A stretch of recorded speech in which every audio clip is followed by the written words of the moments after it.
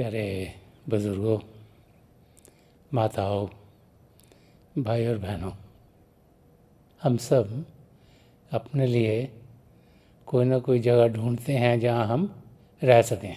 तो जब इंसान अपने रहने की जगह ढूंढता है तो बड़े ध्यान से ढूंढता है। वो देखता है कि वो एरिया कैसा है,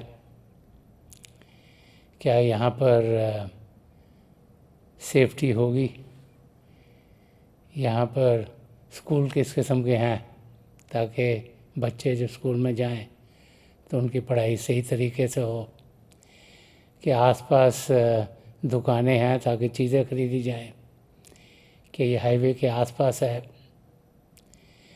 मकान में कितने कमरे होने चाहिए, आबो हवा उस एरिया की कैसी है। तो इंसान जब अपने लिए रहने की जगह ढूंढता है इस धरती पर तो उसमें बहुत समय लगाता है, बड़े ध्यान से जगह को ढूंढता है, क्योंकि उसे लगता है कि यहाँ मैंने कई सालों के लिए जीना है। महापुरुष जब भी धरती पर आए हैं बार बार वो हमें समझाते चले आए हैं कि जहाँ हमारा असली धाम है, जहाँ हमारा असली घर है, वहाँ पर जाने के लिए हमें क्या क्या करना चाहिए, उस जगह को भी हमने ढूंढना है। और इतना समय जो हम यहाँ इस धरती पर घर ढूंढने में लगाते हैं, तो वो जगह जहाँ हमने कई सालों तक जीना है उसकी और भी हमें ध्यान करना चाहिए।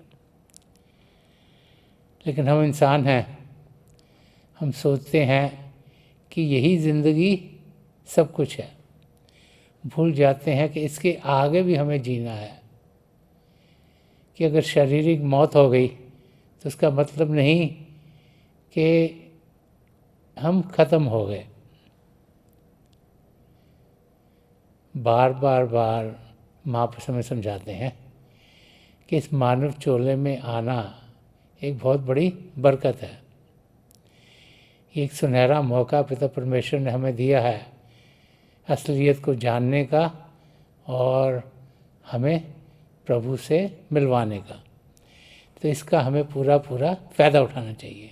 हम सबकी ज़िंदगी कुछ ऐसे गुजर रही है जैसे कि एक वाक़ये में एक पेड़ के बारे में बताया गया है। एक पेड़ था, उस पर तरह तरह के पक्षी जीते थे। वो ऐसी जगह में था जहाँ पर सर्दी पड़ती थी। तो जब सर्दी के पड़ने का समय आता था तो पक्षी उस पेड़ को छोड़कर ऐसी जगह चले जाते थे जहाँ पर इतनी सर्दी ना हो, जहाँ गर्मी थी।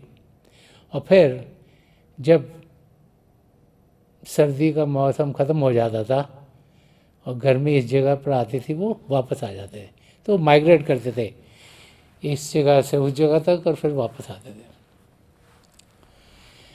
तो एक बार जब सर्दी आने का मौका हुआ तो सबने मिलकर सोचा कि देखें कि कौन सबसे अच्छी जगह में जाता है। तो पेड़ पर एक बाज रहता था। बाज ने कहा, मैं तो सबसे अच्छी जगह पर जाता हूँ, मैं तो उड़ता हूँ और जो सबसे ऊंचा पहाड़ है उसको मैं ढूंढता हूँ। मैं पहाड़ की चोटी पर जाकर बैठ जाता हूँ और वहाँ से मुझे नीचे जो कुछ भी हो रहा है सब कुछ दिखाई देता है। सिटीज़ में क्या हो रहा है, समुंदर में क्या हो रहा है, और पेड़ों में क्या हो रहा है, और नीचे जो कुछ भी हलचल हो रही है, चाहे वैली हो चाहे कोई और पहाड़ हो, क्योंकि मैं सबसे ऊंचे पहाड़ में जाता हूँ तो मुझे सब ज्ञान होता है और मेरा दिन ब दिन ज्ञान बढ़ता चला जाता है कि इस दुनिया में लोग जी कैसे रहे हैं। उसी पेड़ पर एक चिड़िया भी रहती थी। चिड़िया ने कहा कि जब मैं यहाँ से जाती हूँ तो मैं ऐसी जगह पर जाती हूँ जहाँ गर्मी हो, वहाँ पर एक ओक का वृक्ष है, ओक ट्री है। मैं वहाँ पर जब पहुँचती हूँ तो वो ऐसा है कि जहाँ मुझे ना कोई खाने पीने की तकलीफ़ होती है और सब चीज़ें मुझे वहाँ आसानी से मिल जाती हैं। वहाँ पर मैं एक और चिड़ी को पाकर हम एक घोंसला बनाते हैं और फिर बच्चे होते हैं और हम उसी पेड़ में, उस घोंसले में बच्चों को बड़ा करते हैं। और फिर जब मौसम बदलता है तो हम फिर यहाँ वापस आते हैं। उस पेड़ पर एक मोर भी रहा करता था। तो मोर ने कहा कि मैं तो यहाँ से उठता हूँ, तो मैं तो आप दोनों से बड़ी अच्छी जगह पर जाकर पहुँचता हूँ। उसने कहा कि बाज तुम क्या करते, तुम तो अकेले पहाड़ पे बैठे हो, ना कोई तुमको मिलता है ना किसी को मिलते हो। और चिड़िया को उसने कहा कि चिड़िया देख, तेरे ये जो पंख हैं, फेदर्स हैं, कितने ख़राब हुए हैं, गंदे हुए हैं। मैं ऐसी जगह जाता हूँ जहाँ कि मैं अपने पंख खोल सकूँ, मेरी सुंदरता लोगों को अच्छी लगे। तो मैं एक ज़ू में जाता हूँ, वहाँ लोग मुझे देखने आते हैं, कोई मेरे साथ यहाँ फ़ोटो खिंचाता है, कोई वहाँ फ़ोटो खिंचाता है और मुझे बहुत आदर मिलता है उधर। ऐसे ही उस पेड़ के नीचे एक बतख रहती थी। तो बतख ने कहा जब ठंड पड़ती है तो मैं यहाँ से जाती हूँ और ऐसी गर्म जगह पर पहुँचते हैं, वहाँ पर बहुत बड़ा एक पार्क है, उसमें एक बहुत बड़ा पॉन्ड है। तो मैं वहाँ पॉन्ड में पहुँचती हूँ और वहाँ पर बहुत से परिवार अपने बच्चों को लेकर पिकनिक मनाने आते हैं। तो जो पिकनिक मना रहे होते हैं तो वो अपना जो खाना होता है आकर पॉन्ड के अंदर फेंकते हैं। तो मुझे खाने को कुछ कुकीज़ मिलती हैं, कुछ केक मिलता है, कुछ ब्रेड मिलते हैं, ऐसे खाने को बहुत सी चीज़ें मिलती हैं। और फिर वहाँ पर बड़ी शांति होती है, कोई हलचल नहीं, और मुझे तो वो जगह बहुत अच्छी लगती है। तो जब चारों ने अपनी अपनी बात कही तो उन्होंने देखा कि एक उस पेड़ पर एक चकोर पक्षी भी रहता था। तो उन्होंने उसकी ओर देखा कि पूछें ये कहाँ जाता है, तो लगा हो, एक ने कहा ये तो सो रहा है, तो ये तो हर वक्त ही आंखें बंद करके बैठा रहता है। तो उन चारों ने सोचा कि हम पेड़ से पूछे कि कौन सी जगह सबसे अच्छी है जहाँ हम जाते हैं। जब पेड़ को पूछा, जो कि उन सब की बातें सुन रहा था और जिसका दिल ख़राब हो रहा था कि मुझे छोड़ के ये चले जाते हैं हर बारी, उसने कहा कि चकोर से भी तो पूछ लें। उसने अपने आप को हिलाया, अपने जो ब्रांचेस से उनको हिलाया, चकोर पक्षी उठा। उससे पूछा गया कि तुम कहाँ पर जाते हो जब सर्दी होती है। तो उसने कहा कि मैं तो कहीं जाता नहीं, मैं तो यहाँ पर ही रहता हूँ, क्योंकि मैं तो इस पेड़ पर बैठता हूँ और ऊपर चंद्रमा जो मेरे प्रीतम हैं, मैं उनकी ओर देखता रहता हूँ। और जब चंद्रमा छुप जाते हैं तब अपनी आंखें बंद कर लेता हूँ और मैं ध्यान टिकाता हूँ और अपने अंदर चंद्रमा के दर्शन करता हूँ। और मुझे जो कुछ चाहिए मुझे इस पेड़ से मिल जाता है। तो चाहे सर्दी हो चाहे गर्मी हो, मुझे कोई फ़र्क नहीं पड़ता, मैं तो यहाँ पर ही खुश हूँ। तो जब पेड़ ने ये सुना तो बड़ा खुश हो गया वो पेड़। और जब हम इस वाक़े को सुनते हैं तो हमें इस वाक़े से यही समझ मिल रही है कि जो इंसान कि ज़िंदगी चल रही है उसमें क्या क्या होता है वो हमें समझाया जा रहा है। जो बाज है वो है इंसान का घमंड। इंसान सोचता है मैं सबसे ऊंची जगह पहुंचूं, वो सोचता है मुझे सबसे ज़्यादा ज्ञान हो, और बहुत से लोग इस धरती पर वही करते चले जाते हैं। उनका ध्यान और किसी तरफ नहीं है। उनको यही लगता है कि मैं सबसे ऊंचा हूँ, मैं सबसे बेहतर हूँ, मुझे सबसे ज़्यादा जानकारी है, और वो उसी में खुश रहते हैं। जो चिड़िया थी वो इंसान की ज़िंदगी का वो समय है जबकि इंसान शादी करता है, उसके बाल बच्चे होते हैं, उनको पालता है, पोसता है। वो जो फैमिली में मेल मुलाकात इंसान करता है वो हमारी ज़िंदगी का समय है। जो मोर की ज़िंदगी समझाई गई है वो समय है जबकि इंसान अपने आप को बहुत खूबसूरत समझता है और अपने शरीर को बहुत अच्छा मानता है। वो समय है जिसमें इंसान अपने आप को शारीरिक रूप से बेहतर समझता है, और बहुत से लोग अपना समय उसी ओर लगा देते हैं। और जो बतख का वाक़या बताया गया है वो हमें समझा रहा है कि मनोरंजन के लिए बहुत से इंसान जीते हैं। कोई सोचता है टीवी पे ये प्रोग्राम देख लूँ, कोई सोचता है ये मूवी देख लूँ, कोई सोचता है मैं स्पोर्ट्स की ये गेम देख लूँ, कि उसका अपना मनोरंजन हो। उस किस्म की वो ज़िंदगी जीने की कोशिश करता है। और ज़िंदगी हमें जीनी कैसे चाहिए, जैसे चकोर की है,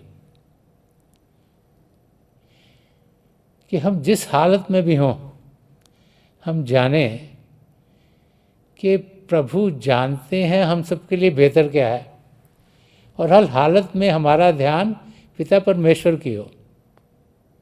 जैसे चकोर चंद्रमा की ओर ज़िंदगी भर ध्यान देता रहता है, उसका ध्यान और कहीं नहीं जाता, ऐसे ही हमारा ध्यान प्रभु की ओर होना चाहिए। हम सब को ये मानव चोला इसीलिए मिला गया है कि हम प्रभु को जान पाएँ, उनको पहचान पाएँ, उनसे एक में हो सकें। बार बार बार जब भी महापुरुष धरती पर आते हैं तो हमें समझाते हैं कि इस दुनिया में जीते हमारा ध्यान किस ओर होना चाहिए। हम खुशी पाने के लिए, आनंद पाने के लिए कभी यहाँ भटकते हैं, कभी यहाँ भटकते हैं, कभी यहाँ भटकते हैं। महापुरुष हमें समझाते हैं कि सारी खुशियाँ हम सबके अंदर हैं। गुरु अर्जन देव जी महाराज ने फरमाया कि सब कुछ घर में बाहर नहीं, कि सब कुछ जो हमें चाहिए सुखी होने के लिए, शांत होने के लिए, ज़िंदगी के मकसद को पूरा करने के लिए, वो सब हम सबके भीतर है। हम उस ओर ध्यान देते नहीं और ध्यान बाहर की चीज़ों की ओर ही देते हैं। हम सोचते हैं इस दुनिया में घर भी हम बढ़िया से लें ताकि हमने रहना हो बड़े साल, चीज़ें भी चाहिए हमको, ये भी चाहिए, वो भी चाहिए, वो भी चाहिए, और दुनिया की चीज़ों में लगे रहते हैं। खुशकिस्मत वो इंसान है सही मायने में जो इस ज़िंदगी के मकसद को पूरा कर पाता है, जो अपने आप को जानता है कि वो शरीर नहीं, वो आत्मा है, और फिर उस आत्मा का मिलाप परमात्मा से करा पाता है। उसके लिए ध्यान पिता परमेश्वर की ओर होना जरूरी है, क्योंकि जिस ओर हमारा ध्यान होगा हम वैसे ही बन जाएंगे। संत दर्शन सिंह जी महाराज जिन्होंने बहुत कुछ अध्यात्म के बारे में कहा है, इंसान की ज़िंदगी क्या है, हमारा मकसद क्या है, उस मकसद को हम पाएँ कैसे, उसके बारे में कहा है। वो एक जगह फरमाते हैं कि पड़ा ही रहने दो, पड़ा ही रहने दो सर बसद्दा, न छूटने दो ये आस्ताना, कि दर्शने खस्ता का ठिकाना, तुम्हारे दर के सिवा कहाँ है। तो संत दर्शन सिंह जी महाराज इस शेर के ज़रिए प्रभु से प्रार्थना कर रहे हैं कि हे प्रभु, कि आप मुझे अपनी आगोश में लीजिएगा, मैं आपके अंग संग रहूं, मेरा ये मत्था आपकी चौखट पर हो, कि पड़ा ही रहने दो सर्व सज्जा, कि मैं आपको सज्जा करूं, मेरा माथा आपके चरण कमलों में हो, और ना छूटने दो ये आस्थाना, कि हे प्रभु आपकी इतनी दया मेर हो कि मेरा ध्यान आपसे अलग ना हो, मेरा ध्यान हर पल हर क्षण आपकी ओर हो। इतनी कृपा मुझ पे कीजिए कि जो दुनिया का खिंचाव है ये मुझे अपनी ओर ना ले जाए, मैं काल के जाल में फंस ना जाऊं, मैं उस दलदल की ओर बढ़ूं नहीं, ये मेरा ध्यान आपकी ओर ही रहे, कि ना छूटने दो ये आस्थाना।